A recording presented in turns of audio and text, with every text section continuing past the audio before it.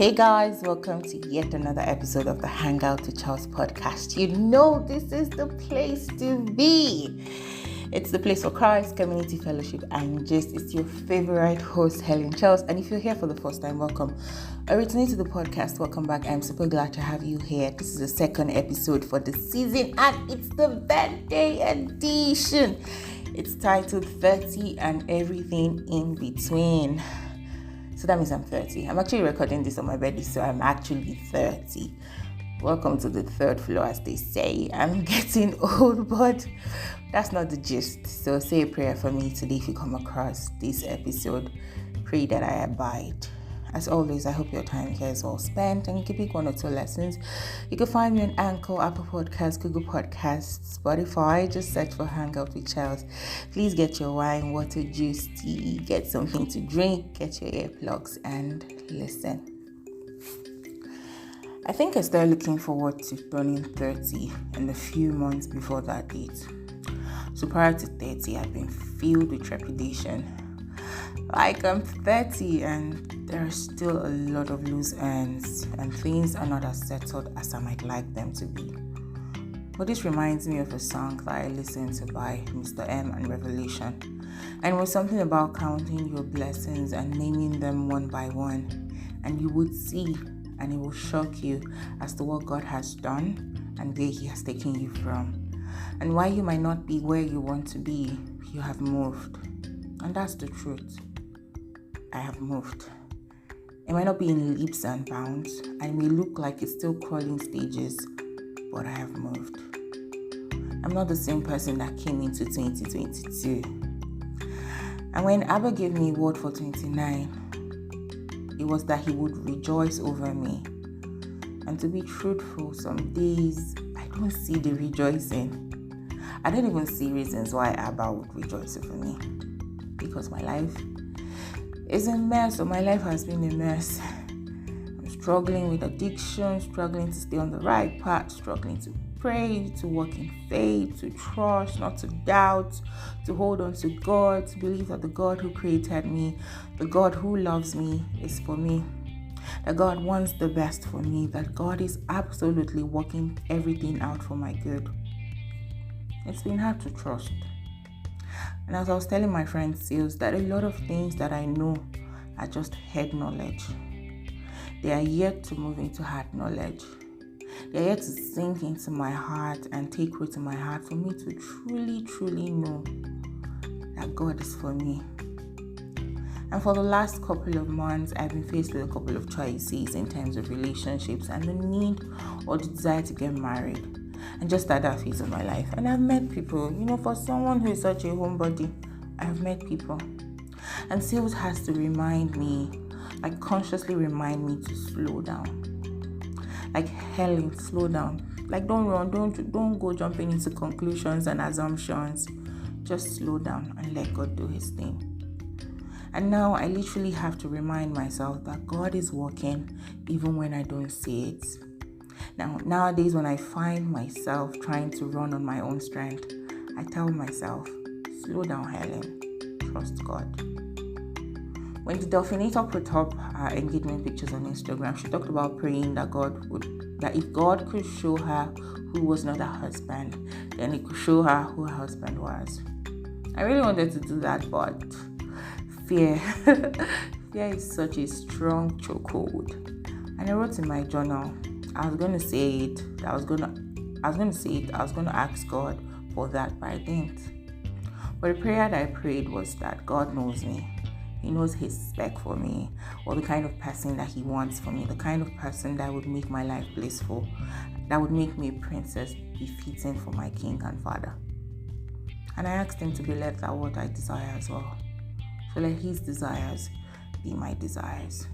And I worry that some days I might get the whole thing wrong because I want to be married. Guys, the pressure is real. As they say, it's getting worse and worse. So even the unintentional babs and subtle comparison shrouded in I care about you. For the love of God, please be kind. But like I tell my cousins, we've seen too much, know too much to get this marriage thing wrong. So there's a need to pray about it and just trust that God is going to direct our steps. So I was discussing with D. I'm using just an initial because I was one not to mention his name in this podcast episode. So D is the reason why there's actually this episode 30 and everything in between. So D is one of my cherished friends. So shout out to him. His birthday is in a couple of weeks. So we're talking about marriage, and we do talk about a lot of things and lots of different topics. I don't usually always agree with his perspective on certain issues, but I really love to listen to his views.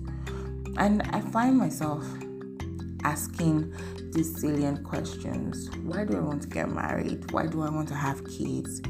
Because they are more than just next level tick the box items. They are also responsibilities that need to be handled with utmost care. One day we were talking about marriage and how we don't have the right form of teaching or formation when it comes to marriage. And now it's more like a milestone kind of thing. So I've gotten to XYZ levels, or I'm at so and so age, so I have to be married. We don't prep for marriage. We literally just coast through it. We actually do a lot of prep for the wedding day, but there's not as much preparation for the living together. As parents, we don't teach our children to prepare for marriage and all of those things. And I just knew I was going to do a podcast episode on all of it in terms of me turning 30, me being unmarried at the time of this recording, still single, not in a relationship, and how that could affect the way you see yourself, how that would affect the way you view life.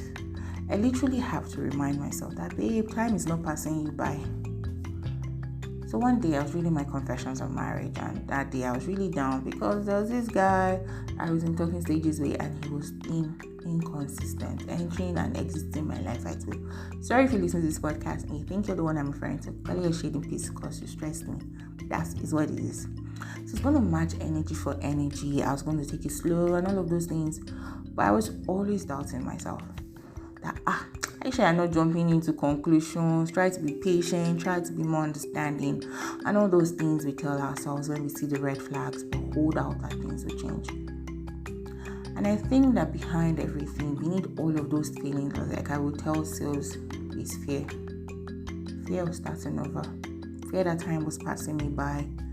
And then I would go over to my journal and I would just be checking previous entries, and I would see something, and it was this: for me to trust that time is not passing me by. God has it in control. And that's the truth.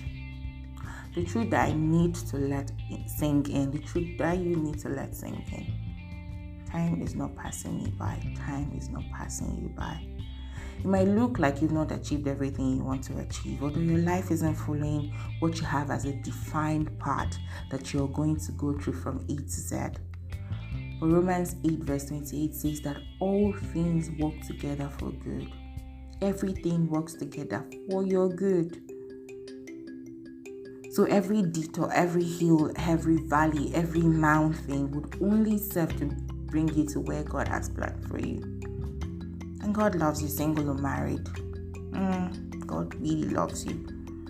So every day is a day to live your life like it was your very last, to enjoy this life that you have, to live it right, to serve God. And I'm not talking about service or in ministry or service in church. Those are good form of service, but don't outsource your spiritual growth. Don't outsource intimacy with God. And that's something I'm having to learn at this point in time. I can't outsource my spiritual growth to my priests, to my pastors, to my teachers. I can't outsource intimacy and replace it with serving. So one day my friend invited me for recollections at Opus Dei. Opus Dei means the work of God. So I'm Catholic. So there's recollection at Wave Crest on the mainland, and you can hit me if you're interested. It's for females. There's also a male center. The first time I went, there was a pause in activities, and my mind was like all over the place, and I just pulled out a book and started writing. I wrote, "Be still, Helen. Learn to sit still before God." For me, there always has to be activity going around me. I'm quiet, but my mind is always running in circles and just finding the next thing to do. You have to do this, you have to do that. And I wrote, "Just be still, Helen. Sit still and soak in the presence of God." And I still find it hard to be still, to pray on some days, to pray for extended period of times. But what I'm learning to do is pace it. Make out time to pray, like literally throughout the day. So take time to just pray. And God being so kind and merciful, there's a host of resources that allow you to do all those things now. And so I'm going to be listing them. So if you're Catholic, there's Catholic Hubs on Clubhouse, there's the Catholic Twitter Parish on Twitter, and my faith, the Hallow app. So you get 3 months free subscription, which is like 90 days, and I paid 23k for premium service for 1 year. Which, if you ask me, is a very small, minute investment for everything you get from that app, which is daily reflections of the gospel, praise, hymns, music, and a lot more. It's like an awesome one-stop shop for everything. And then you could also set like alarms for daily prayers or prayers like different times of the day. So like 2 minutes, Jesus, I trust in you, and serenity prayer. And if you're not Catholic, you could also use the YouVersion app and the Echo app as well. So you can take all of those breaks in between the day, and sometimes I snooze the alarm, don't let me lie, but like I said, there are tools to help you grow in your spiritual life. So go for recollections if you can, go for retreats, go for time outs with God, go for confessions, pray and pray again, study the word, and again, don't serve at the expense of intimacy with God. Let intimacy with God show up in how you serve. And not you going to collect all the positions in church or in your ministry. And the serving in church rather isn't bad. It's actually required. The body of God needs all of us to grow. But you have to balance it out with actually worshiping and serving God. You must grow in the secret place. It is from an overflowing heart that service is poured out from. Basically, at the end of the day, God has to be it for you.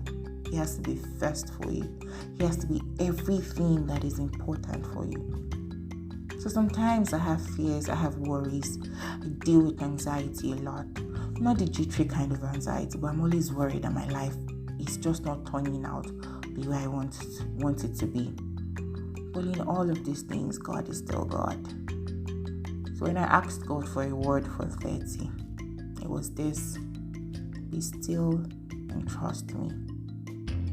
These words have been dropping in my heart over and again. And when worry comes up, I hear it. Be still and trust me.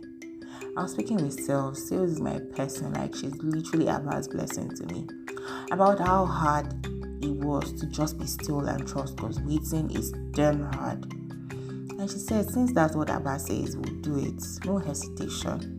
And even though it's hard, it's doable. A day or two after our conversation, I was reading a devotional about being still and waiting for the promise of God. So while we wait, we grow spiritually, we develop perseverance and patience, and take our hands off the situation and hold on to the promises of God. And when God answers the seemingly little request, and He answers them a lot, even unspoken requests or thoughts in my heart that I have not voiced out as a prayer, I see it as a way to build my faith and to show me that God can be trusted. So when doubt creeps in, as they sometimes do, I can remind myself that my God is faithful. He has done X, Y, Z in the past, so there's nothing He cannot do. And I see God bringing His word just at the right time, a Kairos moment. So even when it is hard and when fear threatens to cripple me, I'll keep trusting that everything would happen at the Kairos moment, just at the right time. Until then, I hold on to His promises and wait, because I know that He who has promised is dependable. So happy birthday, Helen. 30 will be everything and more. Just trust God. Just trust God. Thank you guys. I love you all so much. Thank you for listening to this episode. As always, you know you're the real deal. Please don't forget to subscribe, share the message, and tell a friend that this is the place to be. You can also send a voice memo on Anchor. Feedback is always welcomed and appreciated. I love you all so much. You know that. Please say a prayer for me, and also follow me on Instagram at ccchels, SISICHELS. Please let's use the hashtag Hangouts with Chels. If there are any topics you want us to discuss, just send me a DM and we will look at it. I promise I will catch you in the very next episode. Until then, shine light bearer, dispel darkness. You will sing, you will know, you will loved for all of eternity. Nothing will ever change it. Bye bye.